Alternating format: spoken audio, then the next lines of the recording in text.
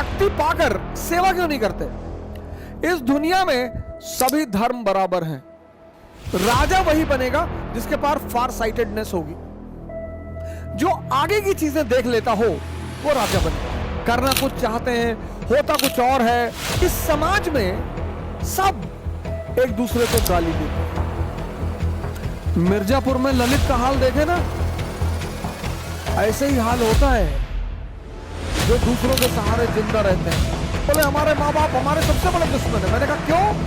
बोले मैं आईएएस की तैयारी करना चाहता हूँ और वो मुझे आईएएस की तैयारी नहीं करने दे रहे। 30 साल उम्र हो गई, पापा पैसा भेज रहे तैयारी करने के लिए।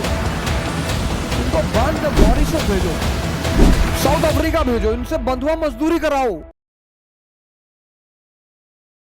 हमसे बहुत सारे लोग पूछते हैं कि इतने सारे लोग ताकत में आकर सेवा करना क्यों भूल जाते हैं। कई लोगों ने इस सवाल को पूछा कि आप कहते हैं कि शक्ति का अर्थ है सेवा करना। मैंने कहा हाँ। तो बोले बहुत सारे लोग शक्ति पाकर सेवा क्यों नहीं करते? क्योंकि वो शक्ति दो तरह की है। Power is of two types. एक पदेन, पोस्ट, स्टेटस। ये शक्ति नहीं है सर, ये सुविधा है। ये शक्ति नहीं है सर, पद कोई शक्ति थोड़ी है सर, पद एक सुविधा है। अब उस सुविधा का आप दुरुपयोग करें। आप डीएम है, कलेक्टर है, एसपी हैं, ये शक्ति नहीं है सर, ये पद है, पद। आप डॉक्टर हैं, ये एक सुविधा है। उस सुविधा को अगर आप सदुपयोग करें तो भी सेवा हो सकती है।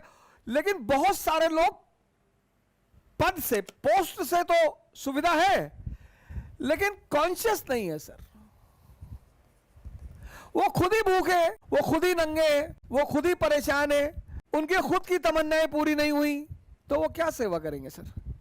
और सारे धर्म दुनिया के, बड़ा सारा इल्जाम लगता रहता है मेरे ऊपर। मैं तो खुली चुनौती देता हूं हर मंच पर हर व्यक्ति को कि कोई मुझे आकर यह साबित कर दे कि यह धर्म बहुत महान है और यह धर्म छोटा है और इस धर्म से जाओगे तो ही। खुली चुनौती है सर, उसका धर्म स्वीकार कर लेंगे सर। इस दुनिया में सभी धर्म बराबर हैं। खुली चुनौती है सर, पूरी दुनिया के जितने धर्म गुरु हैं, पुरोहित हैं, बस वो साबित कर दें कि ये धर्म ठीक नहीं है। सब धर्म बराबर है सर। सारे धर्मों का एक ही उद्देश्य है, जमीन से आसमान, अर्थ टू स्काई। ये अर्थ क्या है? सेंसेस, इंद्रियां। स्काई क्या है? कॉन्शियस। सारे धर्म सर, सारे धर्म का कोर फॉर्मूला यही है। सब मैंने तो बड़ा रिसर्च किया इन मुद्दों पे, बड़ा खोजबीन की, बड़ा अध्ययन किया, और जब स्वामी परमहंस को पढ़ा तब तो एकदम डाउट पूरा क्लियर हो गया। राजा वही बनेगा जिसके पास फार साइटेडनेस होगी, जो आगे की चीजें देख लेता हो वो राजा बनेगा। जिसकी त्रिनेत्र खुली है वो राजा बनेगा। जिसको चीजें कनेक्ट होती हैं वो राजा बनेगा। जिसको समझ में आती है वो राजा बनेगा। जिसका भी शोषण करना है, चाहे परिवार में, चाहे समाज में, चाहे राष्ट्र में, चाहे मुल्क में, जिसका भी शोषण करना है उसको एक मत होने दो। यह राजनीति विज्ञान का एक बहुत बड़ा सिद्धांत है, डिवाइड एंड रूल। कुछ लोग अपने परिवार में ही लगा लेते हैं, कुछ लोग मोहल्ले में लगाते हैं, कुछ लोग शहर में लगाते हैं, कुछ लोग प्रदेश में लगाते हैं, कुछ लोग राष्ट्र पे लगाते हैं, कुछ लोग पूरी दुनिया में लगा रहे हैं। वो वाला गाना है ना, जिसका जितना हो आंचल यहां पर उसको सौगात उतनी मिलेगी। यहां बेईमान सभी हैं, कोई परिवार के स्तर का है सभी, और जो नहीं है वो दुनियावी भी नहीं है। ये आम आदमी क्यों दूसरे की फटी हुई पैंट ढूंढता रहता है? क्योंकि सबकी फटी है। ऐसा किसी की पैंट ही नहीं जिसकी ना फटी हो। भाई राजेश खन्ना साहब का एक गाना है, मुझे आज भी याद है, कि इस पापन को आज सजा देंगे मिलकर हम सारे, लेकिन जो पापी ना हो वो पहला पत्थर मारे। जो भी सेंसस पे जी रहा है सर, जो भी इंद्रियों पे जी रहा है उसके अंदर काम वासना होगी सर, होगी सर। सेंसस पे जो भी जी रहा है उसके अंदर अच्छा भोजन करने की तमन्ना होगी, जो भी इंद्रियों की रिक्वायरमेंट है सर। लेकिन इस समाज को एक बड़े अच्छे तरीके से बांध कर रखा गया है। इस समाज में 98% लोग खुद से लड़ते हैं, खुद से। 98% लोग खुद से लड़ते हैं। करना कुछ चाहते हैं, होता कुछ और है।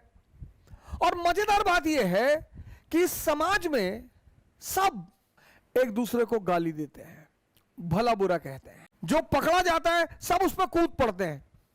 और वो जितने लोग कूदते हैं उस पर, वो सब उससे वंचित नहीं है सर। दूसरे के पकड़े जाने पे जो समाज खुशी, अरे देखो भैया ऐसा कह दिए, तो तुम अभी पकड़े नहीं गए हो, तुम सिर्फ पकड़े नहीं गए हो, 98% लोग पकड़े नहीं गए, वरना इस हम्माम में सभी नंगे हैं। दुनिया का सबसे बड़ा नियम है डिवाइड एंड रूल। जिसका भी शोषण करना है उसे बांट दो, उसे तोड़ दो। बड़ा प्यारा फॉर्मूला है। फियर एंड अपीजमेंट, भय और प्रलोभन करते तो कहीं ना कहीं सभी हैं। मां बाप भी करते हैं, मां बाप भी करते हैं कि आईटी में हो जाएगा तुम्हारा सिलेक्शन तो बाइक दिला देंगे, और नहीं तो गांव पे रखेंगे गन्ना छिलवाएंगे तुमसे। वो भी भय और प्रलोभन है, क्योंकि फॉर्मूला बड़ा प्यारा है। नेता करते हैं इसका उपयोग। जागो, ब्राह्मण फिर सत्ता में आ जाएगा, फिर शोषण करेगा तुम्हारा। ब्राह्मण अपने वर्ग से कहेगा, दलित अपने वर्ग से कहेगा। व्यापारी भी करता है इस फॉर्मूले का इस्तेमाल। एक बड़ा सा नारियल रख देगा, उस पर एक हथौड़ा मारेगा खींच के, नारियल के टुकड़े टुकड़े उड़ जाएंगे। फिर वो कहेगा मर्जी है आपकी, आखिर सर है आपका। और पुरोहित करता है इस फॉर्मूले का इस्तेमाल। भय किसका दिखाता है? नरक का। प्रलोभन किसका दिखाता है? स्वर्ग का। सारे धर्म, सारे दूसरों को दोष देना, कोई भी, चाहे हिंदू समाज मुसलमानों को दोष दे और चाहे मुसलमान समाज हिंदुओं को दोष दे, जब भी तुम दूसरों को दोष देते हो तुम अपनी कमी से इनकार करते हो, और जो भी अपनी कमी से इनकार करता है उसका विकास कभी नहीं होगा। हमारी टीम है, ये लोग दिन भर बैठे कमेंट देखते रहते हैं। कभी कभी हमको भी दिखाते, ये देखिए कमेंट लिखा है। कमेंट देखने के लिए आए हैं दुनिया में। कमेंट तो मर्जी है आदमी की, कुछ भी कर दे। कोई मोहब्बत के मूड में है तो मोहब्बत वाला कमेंट कर दिया, किसी गर्लफ्रेंड ने 2 चप्पल खींच के मार दिया है तो वो उल्टा सीधा कमेंट कर देगा। वो तो मनोस्थिति है सर, वो तो मनोस्थिति है। अभी आज मोदी जी कहते हैं कि हिंदुस्तान के हर नागरिक को अगले मंडे तक 1-1 करोड़ रुपया मिलेगा। नागरिक नहीं, हर परिवार को 1-1 करोड़ रुपया मिलेगा। अरे भाई साहब, इतनी कविताएं लिख दी जाएंगी मोदी जी के समर्थन में कि जो मोदी के विरोधी है वो शर्मिंदा हो जाएंगे। अरे यार, यही पब्लिक है, यही पब्लिक है। अब दुनिया में जब भी आप किसी के सहारे जीते हैं, किसी का मत खाइए सर। किसी से अगर 1 रुपये खा रहे हैं तो उसे 2 रुपये खिलाइए, और अगर नहीं खा सकते हैं तो किसी का खाइए भी मत। मिर्जापुर में ललित का हाल देखे ना, ऐसे ही हाल होता है। जो दूसरों के सहारे जिंदा रहते हैं, ऐसा ही हाल होता है सर। अगर आप किसी पर 1 रुपया नहीं खर्चा कर सकते हैं तो उसका 1 रुपया अपने ऊपर खर्चा मत होने दीजिए। जब तक संभव हो दुनिया में किसी का एहसान मत लीजिए, नहीं तो कल आंख दिखाएगा तो आप गाली नहीं दे पाएंगे। इस देश में लोग जितना अपने माँ बाप को बुरा भला कहते हैं उतना किसी को नहीं कहते। एक साहब एक बार मेरे पास आए, बोले हमारे माँ बाप हमारे सबसे बड़े दुश्मन है। मैंने कहा क्यों? बोले मैं आईएएस की तैयारी करना चाहता हूं और वो मुझे आईएएस की तैयारी नहीं करने दे रहे। मैंने कहा क्या कह रहे हैं? कह रहे पहले कोई जो है और नौकरी कर लो। मैंने कहा बुरा क्या कह रहे, क्या करते हैं? बोले पिताजी हमारे चपरासी हैं। मैंने कहा इतना बड़ा कर दिया, वो एहसान नहीं है। यही एक देश है जहां सांड को भी पाला जाता है। 30-30 साल के लोग माँ बाप से खर्चा लेते हैं, और लड़कों को तो कोई हक नहीं है। 30 साल उम्र हो गई, पापा पैसा भेज रहे तैयारी करने के लिए। इनको बांध के मॉरिशस भेजो, साउथ अफ्रीका भेजो, इनसे बंधुआ मजदूरी कराओ। 30 साल, हद से हद 25 साल। आप 30 साल के हैं तो आपके फादर रिटायरमेंट के स्टेज पे पहुंच रहे हैं, बुजुर्ग हो रहे हैं। किसी का खाइए मत सर, बिल्कुल मत खाइए, नहीं तो किसी दिन किडनी मांग लेगा आपकी। खिलाएगा, पिलाएगा, जूता पहनाएगा नाइक का, रेडॉस का। या नेता लोग क्या कहते हैं, भाई है हमारा। नेता के साथ जो 2-4 लोग टहलते हैं, कभी नेताजी से पूछे कि नेताजी ये कौन है? अरे हमारे भाई की तरह है।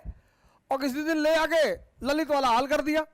इस देश के जो युवा हैं विशेषकर, मैं उन सब से हाथ जोड़कर प्रार्थना कर रहा हूं, किसी भी चीज को सिर्फ इसलिए ना माने कि लोग आपसे कह रहे हैं। पढ़ें भी सर, अंबेडकर को पढ़ें सर, गांधी को पढ़ें, राम मनोहर लोहिया को पढ़ें। जिस दिन इस देश में लोग, युवा खासकर युवा, और आप तो सब पढ़े लिखे लोग हैं भाई, 1950 में 13% लोग लिटरेट थे, तब स्थितियां बड़ी अच्छी थी। उस इलिटरेट लोगों को अच्छे लोगों की पहचान थी। आज 80% लिटरेसी रेट, और तुम्हारे एरिया का सांसद अपराधी, तो तुम तो भुगतोगे ही सर, तुम तो रोगे ही सर। हमारे एक सीनियर, उन्होंने मुझसे कहा अवध इस देश का कुछ नहीं हो सकता। हमने कहा ऐसा ना कहे सर, कहीं एग्जाम्पल दे दूं? मैंने कहा दो। तो एक आदमी जा रहा था, उसको बुलाया, बोले भैया आपको क्या लगता है इस देश की समस्याओं का समाधान? कहा हमको क्या पता क्या समाधान है? क्या हमको पता है समाधान? क्या इस देश के सारे लोगों को जेल में भर दो और उनके साथ एक गधे को भी बंद कर दो। मेरे सीनियर उस आदमी से कहा कि इस देश की सारे समस्याओं का समाधान यह है कि इस देश के सारे लोगों को जेल में बंद कर दो और उसके साथ एक गधे को भी बंद कर दो। उस आदमी ने कहा कि गधे को क्यों बंद करोगे? तो मेरे सीनियर मेरी तरफ घूमे, बोले देखे मैं तुमसे कहा था ना, ये गधे की चिंता पहले करेगा, ये आदमी की चिंता नहीं करेगा कि सबको काहे बंद करोगे, पहले ये पहले गधे की चिंता करेगा। यही इस देश की दिक्कत है कि बहुसंख्यक लोग सही चीज पर ध्यान नहीं ले जाते। अरे पहले यही पूछ लेते कि सब लोगों को काहे बंद करोगे, गधे को बंद कर रहे हो, बंद करो ना। उन्होंने कहा यही मैं तुमसे कह रहा था कि इस देश में एक बड़ा तबका है जो हमेशा एक गलत चीज को देखेगा। पूरी व्हाइट दीवार है, उस पर आपने एक ब्लैक मार्क लगा दिया, आप लोगों से पूछो क्या दिखाई पड़ रहेगा, लोग कहेंगे ब्लैक मार्क। इतनी बड़ी सफेद दीवार है वो नहीं दिखाई पड़ रही, वो एक छोटा सा ब्लैक मार्क वो दिखाई पड़ रहा है। इस चीज से बाहर निकलना होगा। जय हिंद।